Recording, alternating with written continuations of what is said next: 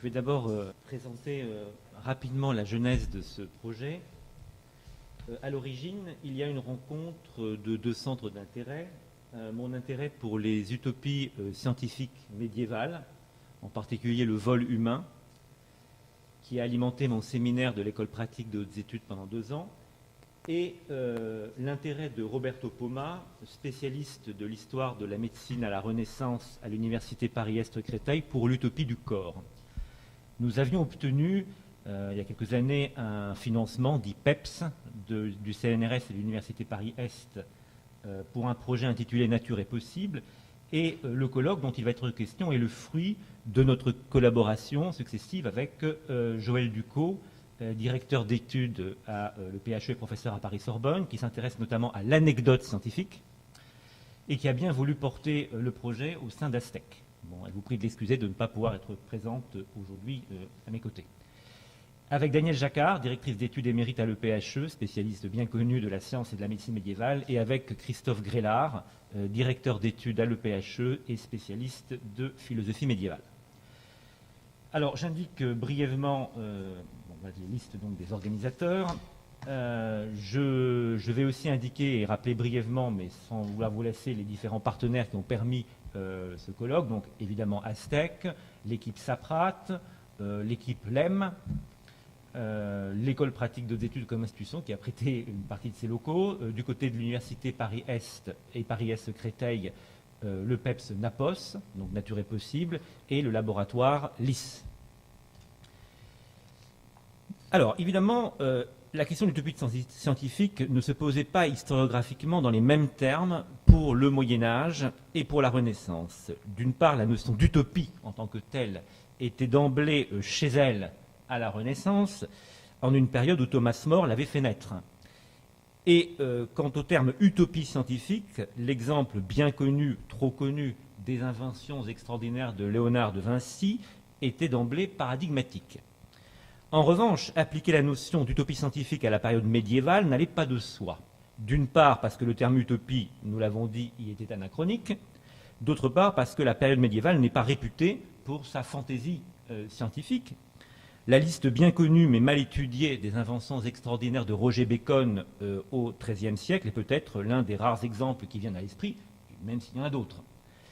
Poser d'emblée la question de l'utopie scientifique à propos de ces deux périodes permet de s'interroger sur les inflexions, les permanences d'une pensée scientifique qui cherche à se dépasser.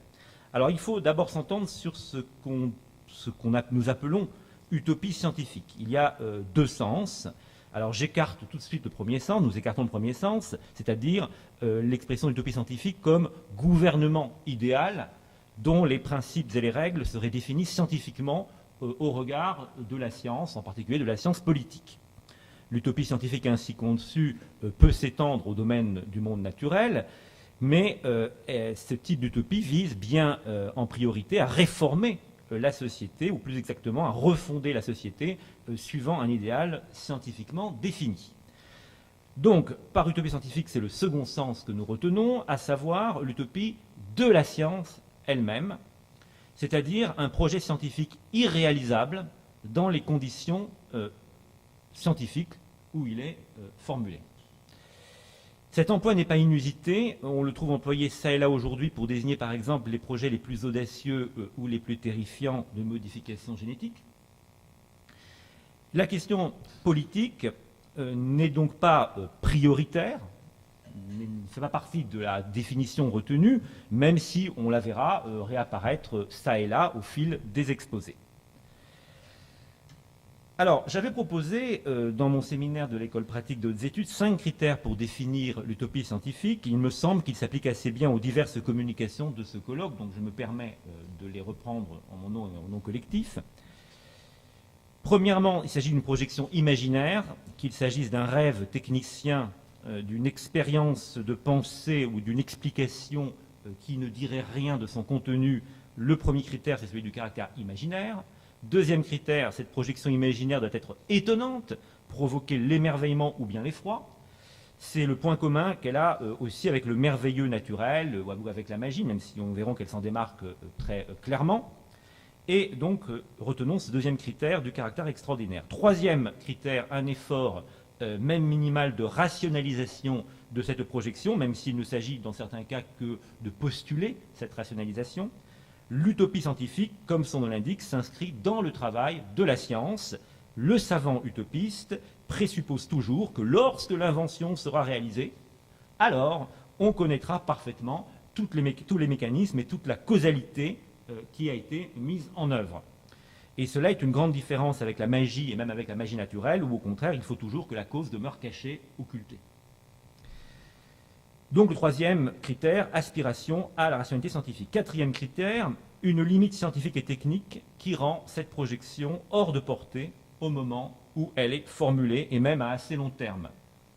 Le quatrième critère, donc, le caractère que je définirais comme possible-impossible de l'entreprise. Il y a une sorte d'indécision quant à la possibilité réelle de l'utopie scientifique. Cinquième critère, enfin, très important, une conscience implicite ou explicite de ses limites de la part de celui qui formule cette utopie. Le cinquième critère est essentiel parce que c'est la conscience de l'homme de science lui-même que c'est une utopie, même s'il ne le dirait pas en ces termes, parce que sinon, cela relèverait du jugement rétrospectif. Notre jugement, ce serait une erreur, un anachronisme. Donc, récapitulons, l'utopie scientifique est l'élaboration d'un projet ou d'une projection imaginaire, extraordinaire, exprimée dans le cadre rationnel de la science, et dont le statut oscille entre le possible et l'impossible, aux yeux même de celui qui l'énonce. Pour le dire d'un mot, c'est la projection au-delà de l'actuellement possible dans la science. Je vais maintenant parler un tout petit peu de l'organisation de ce colloque. Pour ouvrir le colloque, nous avions donné la parole au philosophe Olivier Rey, qui avait rejeté un regard contemporain sur la notion d'utopie scientifique, en la mettant en perspective historiquement à partir de la Renaissance. Il a montré notamment comment, chez des savants comme Francis Bacon, au début du XVIIe siècle, l'utopie devient le cœur de la science elle-même, et comment, chez un Renan, se profile l'horizon terrifiant d'une domination absolue par un groupe d'experts au nom de la science. L'analyse par Olivier Rey de l'utopie de la science s'inscrit plus largement chez lui, si vous connaissez un peu son œuvre, dans l'analyse critique des dérives de la modernité et de la post-modernité. Tous les autres orateurs étaient des spécialistes du Moyen-Âge et de la Renaissance, historiens des sciences, spécialistes de littérature, historiens de la philosophie, historiens de la logique. 4 grands thèmes se sont partagés le sujet du colloque. Premier thème, le plus évident, les inventions extraordinaires projetées dans un futur plus ou moins incertain. Deuxième thème, l'utopie du corps. Même avant le terrifiant transhumanisme, la question de la représentation utopique du corps ou de ses capacités de transformation ont alimenté des débats au Moyen-Âge et à la Renaissance.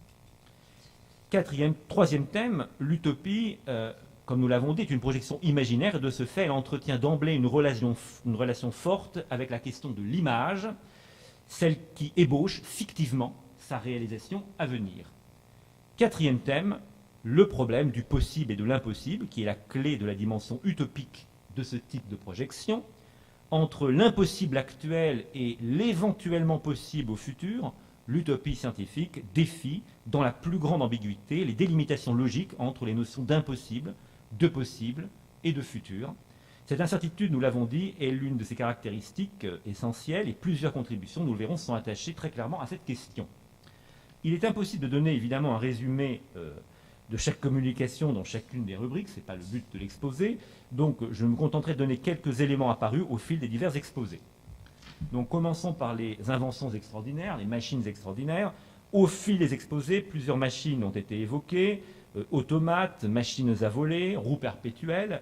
Il ne s'agissait pas évidemment de dresser un catalogue exhaustif de ces inventions pour le Moyen-Âge ou la Renaissance, mais de cerner quelques questions philosophiques, scientifiques, voire culturelles, posées par la formulation de ce type d'imagination. Plusieurs sous-thèmes ont émergé. D'abord, l'importance de la littérature de fiction, qui est l'une des grandes pourvoyeuses d'utopie scientifique, que ce soit en Orient ou en Occident.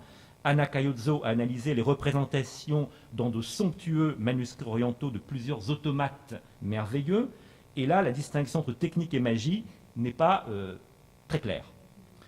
Jonathan Morton a scruté les inventions extraordinaires en montrant du reste le lien fréquent avec un Orient plus ou moins imaginaire dans la littérature d'Occident. Et il a souligné comment l'invention technique des automates dans ses écrits revenait à une invention poétique. Anne-Pascale Pouemounou a cerné la signification des inventions de Messer-Gaster, décrites par Rabelais, comme ce mécanisme qui utilise l'aimant pour détourner le boulet du canon, pour empêcher de blesser par un canon. Et elle a replacé les inventions dans la visée satirique de Rabelais, bien sûr, et on a montré la polysémie. Ces utopies, comme elle le montre, se situent moins dans un horizon du progrès humain que dans le domaine de l'occulte. La question du vol est peut-être l'un des exemples par excellence d'utopie scientifique, tant le vol humain apparaissait comme impossible par excellence. Au XIIIe siècle, Roger Bacon envisage une machine à voler. Cela s'inscrit, comme j'ai essayé de le montrer dans mon propre exposé, cela s'envisage dans un projet eschatologique qui fait chez lui de l'utopie une anti-magie. L'utopie est le concurrent victorieux de l'art frauduleux des magiciens, suppôt de l'antéchrist. Il s'agit aussi d'une recherche qui vise à affranchir l'homme de la dépendance à l'égard de la force animale. Thibaut, Mauss de Relais et Cohn-Vermeer ont présenté les différentes machines pour voler imaginées par John Wilkins au XVIIe siècle, en particulier sa machine volante, fort originale, qui était censée utiliser des mécanismes d'horlogerie. Le but de Wilkins n'est pas de rédiger un traité exact, mais, comme ces deux chercheurs l'expliquent, de fournir des arguments probables qui permettront à d'autres de réaliser ces inventions. Autre domaine de recherche utopique, le mouvement perpétuel. Il existe au Moyen-Âge une tradition d'imagination de roues perpétuelles. On peut citer Villard de Honnecourt, Pierre de Maricourt, Jacques Legrand, etc. Et une curieuse description par Nicole Orem au XIVe siècle semble se situer dans cette lignée, tout en s'en écartant. Et cette invention énigmatique a été cernée par Sophie Serra, qui a essayé d'en voir les significations. Ajoutons la question de l'architecture abordée par Guido Giglioni à propos du traité de Léon Battista Alberti. Cette architecture, comme il l'a montré, s'inscrit dans le cadre utopique, mais cette fois au sens politique du terme. C'est une architecture au service de la cité idéale. Alors, ce lien politique, on va voir, devient particulièrement sensible à propos des exposés, dans les exposés qui se sont attachés au deuxième thème, l'utopie du corps. Là, deux grandes questions se posaient. La première est celle de l'utopie que question du contour de la science des corps. En une période où, à la différence du médecin, le chirurgien n'est théoriquement pas formé à l'université, le chirurgien Henri de Mondeville, mort en 1320, comme le montre Daniel Jacquard, a poussé à l'extrême les prétentions à la scientificité de la chirurgie et a dessiné ainsi un horizon utopique à sa discipline, ce qui constitue peut-être l'une de ses originalités majeures. La deuxième question qui se pose à propos de l'utopie du corps, c'est celle de la capacité reconnue à la science de modifier en substance le corps humain en fonction d'un idéal. Agostino Paravicini Bagliani a montré comment au Moyen-Âge, les tentatives de prolonger la vie, qui outrepassent le domaine de la médecine et qui convoquent une discipline comme l'alchimie, se développent. En particulier au XIIIe siècle, Roger Bacon veut que, grâce à l'alchimie, l'homme puisse s'approcher, puisse retrouver la longévité naturelle d'Adam. Le corps idéal apparaît bien comme une utopie hors de portée dans le discours médical de la Renaissance. Violaine Giacomo Tacciara a montré comment le tempérament ad pondus, c'est-à-dire le mélange des éléments parfaitement équilibrés, est pensé comme horizon d'attente, défiant les possibilités réelles. Et Roberto Poma a montré quant à lui comment cette recherche du corps tempéré se développe au sein même des utopies politiques, avec un sens politique, de Thomas More à Campanella. L'image, troisième thème, est au cœur du dispositif utopique, nous l'avons dit, elle est une modalité première pour se représenter l'utopie comme réalisée. C'est la raison pour laquelle Gaia Gubbini a étudié dans les œuvres littéraires médiévales en roman l'image de la femme désirée. Le discours qui s'y déploie met en jeu des considérations scientifiques sur ce pouvoir extraordinaire de l'image. Et comme une mise en abîme de l'idée d'utopie, le phénomène lumineux lui-même a suscité deux communications fort intéressantes. D'une part, Alain Bourreau a attiré l'attention sur la façon dont le franciscain Richard de Mediavilla, au XIIIe siècle, a analysé le mécanisme de déplacement et de reconstitution de l'image dans une sorte de camera oscura. L'homme se rendant capable d'imiter ce grand faiseur d'illusions qu'est Satan lui-même.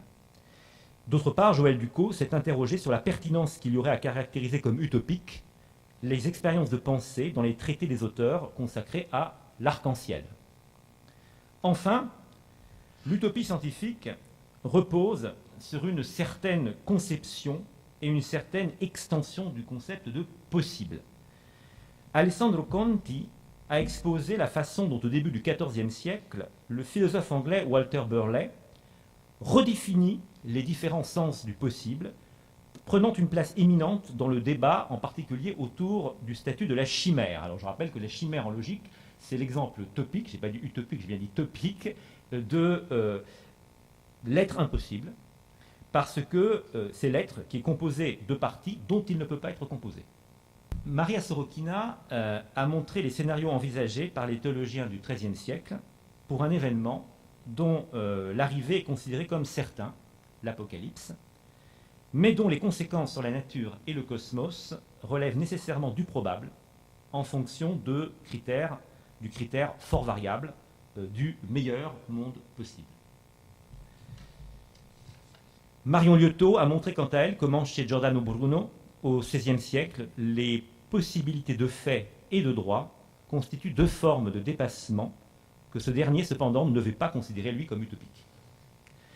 Et Simonetta Bassi a évoqué les rêves de voyage lunaire de Bruno et de Kepler comme possibles extensions imaginaires du champ de la connaissance. Pour conclure, à l'issue de ce colloque, il est apparu que l'utopie scientifique, loin d'être un concept anachronique, artificiellement projeté rétrospectivement, est une assez bonne conceptualisation d'un des moteurs essentiels de la science, ce qui pousse cette science à s'auto-dépasser. J'insiste parce que parfois nous avons rencontré des critiques sur cet emploi d'utopie scientifique et je maintiens que c'est un outil d'intelligence d'un certain nombre de problèmes, à mon avis, essentiels. Le concept d'utopie scientifique met ainsi en jeu deux registres principaux d'interrogation. Premièrement, premier registre d'interrogation, la définition de ce qui est scientifique. L'utopie scientifique prétend en effet à la scientificité tout en outrepassant le cadre assuré de la science en vigueur, sans jamais basculer, évidemment, dans le surnaturel ni dans la magie. Donc l'utopie scientifique est portée par l'interrogation fondamentale autour de cette notion de possible dans la science. Deuxième registre d'interrogation, la relation entre la science et la technique. On sait qu'avant la révolution industrielle, le lien entre science et technique ne va pas de soi. La projection de la science hors de ses capacités actuelles l'a conduit, dès le Moyen-Âge, à envisager son pouvoir de dépassement de la nature par une technique perfectionnée par la science. Enfin, je terminerai en disant qu'un projet de publication a été envisagé, des contacts ont été pris avec un accord de principe pour une publication, nous l'espérons, en 2020. Je vous remercie.